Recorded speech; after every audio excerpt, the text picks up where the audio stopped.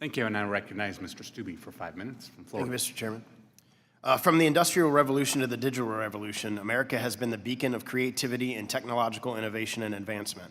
But this leadership is at risk from policies both at home and abroad. The Biden-Harris administration's abdication of leadership on this issue has been appalling, and I do not have confidence that Kamala Harris' very detailed policy proposal of joy will be good for American digital competitiveness.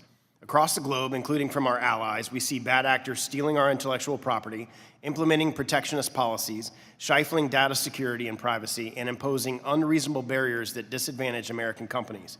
It is essential that we establish and enforce robust digital trade rules to protect American companies, both large and small, from unfair digital practices overseas. Under the Trump administration, strong progress was made on digital trade in the United States-Mexico-Canada agreement. The USMCA took important steps on e-commerce, algorithms, cybersecurity, cross-border data flow, prohibiting data localization, and consumer protection. It is important to have strong digital policy. It is equally important that the executive branch enforce these agreements and Congress provide rigorous oversight while responding to the need of policy changes. I applaud the efforts of Chairman Jim Jordan, who I sit with on the Select Subcommittee on the Weaponization of the Federal Government, to engage with the European Union, which is attempting to impose its own censorship regime on American citizens and companies. The EU is pushing authoritarian policies that will interfere with the American democratic process, and the Biden-Harris administration is turning a blind eye, perhaps because it will help them politically. The EU's ever-expanding regulatory censorship effort seeks to impose censorship based on what an European official may deem to be, quote, harmful or disinformation. Failure to comply with the European authoritarians would impose significant fines on American companies that could amount to billions of dollars. Mr. Atkinson, can you talk about the censorship and anti-competitive practices that the EU is imposing on American companies? Yes, thank you, Congressman.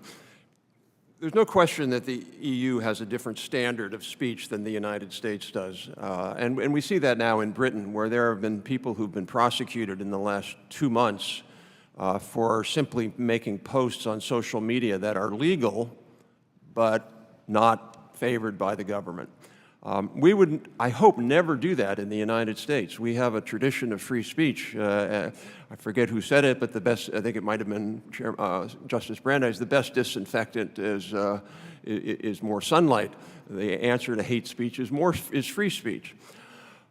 One of the problems with that regime is that the Europeans don't really have digital platform companies. And so if they're going to go after companies for doing this kind of thing, they're going to go after American companies by default. And what's most troubling about that is the massive fines that they can impose. They could essentially bankrupt an American company if they wanted to for just allowing speech that's legal in our country.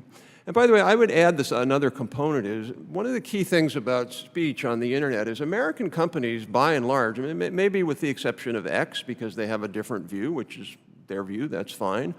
But the other American platform companies, they do try to respect domestic rules about speech. And so it's not like they're saying, oh, we're not going to monitor or filter any speech in Europe. They're doing the best they can.